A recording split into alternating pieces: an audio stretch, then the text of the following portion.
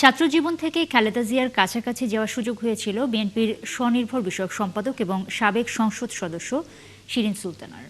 ১/১১ পট পরিবর্তনের সময় থেকে দীর্ঘদিন তিনি বেগম খালেদা জিয়ার ছায়াসঙ্গী ছিলেন। আর সে সময় খুব কাছ থেকে সাবেক প্রধানমন্ত্রী এবং বিএনপি চেয়ারপারসন বেগম খালেদা জিয়াকে দেখার সুযোগ হয়েছিল তার।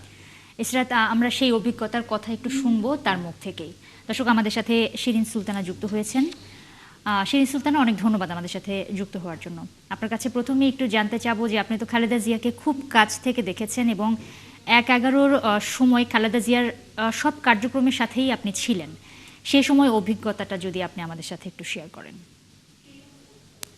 আপনাকে ধন্যবাদ এবং আপনার মাধ্যমে আমার ৭১ টিভির সকল দর্শক শ্রোতাকে ধন্যবাদ। আসলে আজকে আমাদের জন্য, যারা আমরা বাংলাদেশ জাতীয়তাবাদী দল করি, আমাদের জন্য খুবই একটি বেদনাদায়ক দিন, শোকাবহ দিন এবং মানে খুবই মানতে কষ্ট হচ্ছে যে নেত্রী আমাদের মাঝে নেই। তারপরেও কথা বলতে হয়, কষ্ট হয়, কারণ নেত্রী, বিশেষ করে আপনি যে সময়টার কথা উল্লেখ করেছেন ১/১১ সময়টা, সে সময়ে আমার নেত্রী অনেক অসহায় মনে হয়েছে এবং সে অসহায় সময়ের মধ্যে আমরা কয়েকজন নারী নেত্রী, বিশেষ করে তখন আমরা সাবেক ছাত্র নেত্রীরা, আমরা ম্যাডামের কাছাকাছি গিয়েছিলাম এবং ম্যাডামকে সাহায্য করার চেষ্টা করেছি। বিশেষ করে আমি এবং রেহান আক্তার রানু আমরা রেগুলার যেতাম। তো সে সময়ে আমার এখন মনে হয় যে সবচেয়ে বেশি কষ্ট লাগছে আজকে, যে ম্যাডামকে যখন আমি আর রানু যেয়ে বললাম যে ম্যাডাম, আপনার এই প্রিয় দল কয়েকজন চক্রান্ত করে ভাঙার ষড়যন্ত্র করছে। আমাদের নেত্রী এত সহজ সরল এবং উনি এত বেশি মানুষকে বিশ্বাস করেন। উনি প্রথমে বিশ্বাস করতে চাননি, তো মনে করেছেন যে আমরা তখন তো বয়সে তরুণ, যে তরুণেরা কি বলে।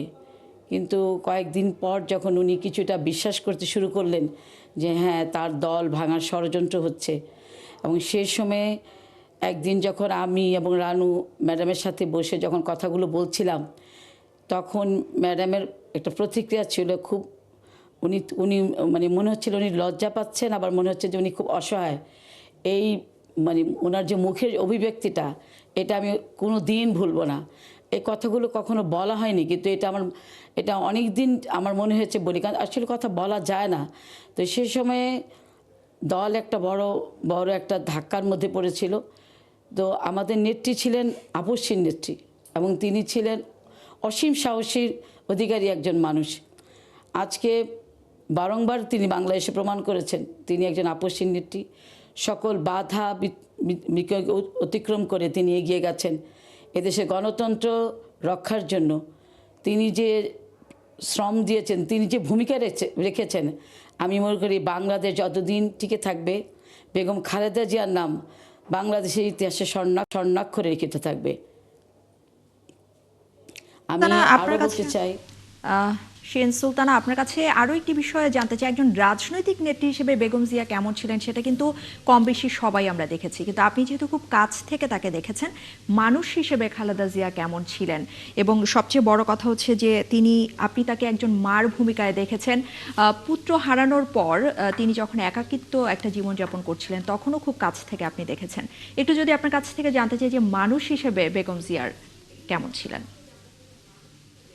বলেছে তিনি একজন খুব সহজ সরল মানুষ ছিলেন এবং তিনি ওই যে সময়টার কথা বলছেন, সে সময়ে যখন ২৪শে জানুয়ারি হঠাৎ করে আমাদের কাছে খবর আসলো, ওনার পারিবারিক কিছু লোকজন এসে যখন বললেন যে আজকে সকালে আমাদের আরাফাত রহমান কোকো মারা গেছেন, সেই সময়ে আমরা কথাটা কিভাবে বলবো, মানে একজন মায়ের কাছে একজন সন্তান হারানোর কথা এবং তার আত্মীয় স্বজন সহ যখন আমরা কথাটা বললাম, এবং সেই সময় যে তার কি বলবো, এই অভিব্যক্তি তার বর্ণনা করার মতো নয়।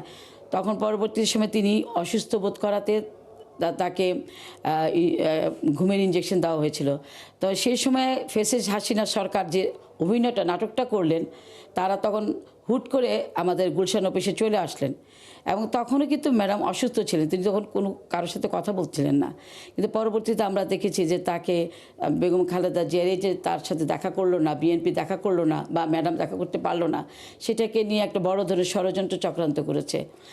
আর আর ম্যাডামের চরিত্রে একটি বড় দিক হচ্ছে তিনি মানুষ চিনতে পারতেন, তিনি নেতাকর্মীদেরকে খুব মানে বাই নেমে চিনতে পারতেন, যেটা অনেকের পক্ষে, আমরাও অনেক কিছু মনে রাখতে পারি না, কিন্তু উনি নেতাকর্মীদেরকে নামে নামে চিনতে পারতেন। যদি কখনো ভুলেও যেত তিনি জিজ্ঞেস করতেন ওর নামটা যেন কি। এবং তিনি দেখেন পরবর্তীতে আমরা প্রমাণ পেয়েছি যে বেগম খালেদা জিয়া যে নেতা গড়ার কারিগর, এবং তিনি যাকে যেখানে যে সময় দায়িত্ব দিয়েছেন তারা সেখানে সফলকাম হয়েছে এবং তারা সেভাবে আজকে জাতীয় রাজনীতি উঠে এসেছেন। বিশেষ করে তিনি ছাত্র নেতাদের নেতৃত্বের উপর খুব বেশি ভরসা করতেন এবং পরবর্তীতে দেখা গেছে যে বেগম খালেদা জিয়ার এই সময়টা এসে আমরা ছাত্রদল যারা করেছি তারা আমরা মূল নেতৃত্বে এসেছি এবং তার যে নেতা কর্মীদেরকে চেনার যে একটা মানে অভিজ্ঞতা, এটা অতুলনীয় এবং সে কারণেই আজকে বাংলাদেশ জাতীয়তাবাদী দল মানে এত বেশি শক্তিশালী বলে আমি মনে করি।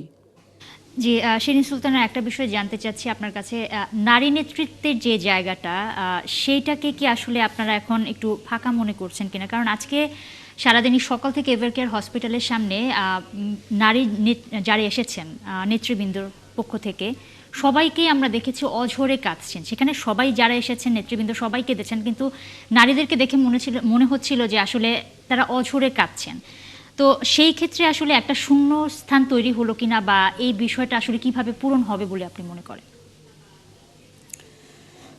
ম্যাডামের শূন্যতা তো আসলে পূরণ করার মতো নয়। ওই যে বললাম, মায়ের দায়িত্ব পালন করেছেন, নেত্রীর দায়িত্ব পালন করেছেন। এই যে আজকে মেয়েরা যাচ্ছে কান্না করছে, আমার মনে হয় ম্যাক্সিমাম মেয়েদের নাম, বিশেষ করে যারা আমরা কর্মী, আমরা তার কাছে থেকে কাজ করেছি, প্রত্যেকের নাম তিনি বাইনে আমাদের নাম তিনি জানতেন এবং আমাদের একদম থানা পর্যায়ের নেত্রীদের নামও জানতেন। এটা কিন্তু খুবই একটা অসাধারণ ব্যাপার। এবং তিনি নাম জানতেন, তাদের সম্পর্কে কথা বলতেন, তাদেরকে নেতৃত্বে কীভাবে আনা যায় সেটা চিন্তা করতেন। এবং বিশেষ করে আপনারা জানেন হয়তো যে আমাদের নেত্রী বেগম খালেদা জিয়া, যিনি তার শাসনামলে প্রথমে 8ম শ্রেণী পর্যন্ত তিনি অবতীর্ণ করেছিলেন, পরবর্তীতে তিনি দ্বাদশ শ্রেণী পর্যন্ত ছাত্রীদের অবতীর্ণ করেছিলেন, উপবৃত্তি দিয়েছিলেন, বিধবা ভাতা দিয়েছিলেন এবং বয়স্ক ভাতা তিনি প্রচলন করেছিলেন। এমনিভাবে যে নারীদেরকে এগিয়ে নিয়ে যাওয়ার জন্য এবং নারী ক্ষমতায়নের পথে তিনি যেভাবে এগিয়ে গেছেন, বাংলাদেশের গণতন্ত্র, নারী ক্ষমতায়ন এবং এদেশের স্বাধীনতা সার্বভৌমত্ব রক্ষার ক্ষেত্রে বেগম খালেদা জিয়া যে অবদান রেখেছেন, সেটা আমি মনে করি বাংলাদেশ যতদিন থাকবে বেগম খালেদা জিয়ার নাম চিরস্মরণীয় হয়ে থাকবে বাংলাদেশের ইতিহাসে। শিরিন সুলতানা, অনেক ধন্যবাদ আপনাকে আমাদেরকে সময় দেওয়ার জন্য। ইশরাত, শিরিন সুলতানার সাথে আমরা কথা বলছিলাম। আসলে তিনি খুব কাছ থেকে খালেদা জিয়াকে দেখেছেন এবং তিনি তার অভিজ্ঞতায় যেগুলো বলছিলেন, আসলে নারী হিসেবে তিনি কেমন ছিলেন, একজন মা হিসেবে তিনি কেমন ছিলেন এবং রাজনৈতিক তার যে বর্ণাঢ্য জীবন, সবগুলো বিষয়ে তিনি আমাদের সাথে শেয়ার করছিলেন। এবং বেশ কিছু ক্রাইসিস মোমেন্ট কিন্তু তিনি পার করেছেন রাজনৈতিক বিভিন্ন ধরনের উত্থান পতনের সময়। সে সময় কিন্তু শিরিন সুলতানা তিনি পাশে ছিলেন বেগম জিয়ার, এবং সেটাও কিন্তু আমরা শুনছিলাম তার এই অভিজ্ঞতায়। দর্শক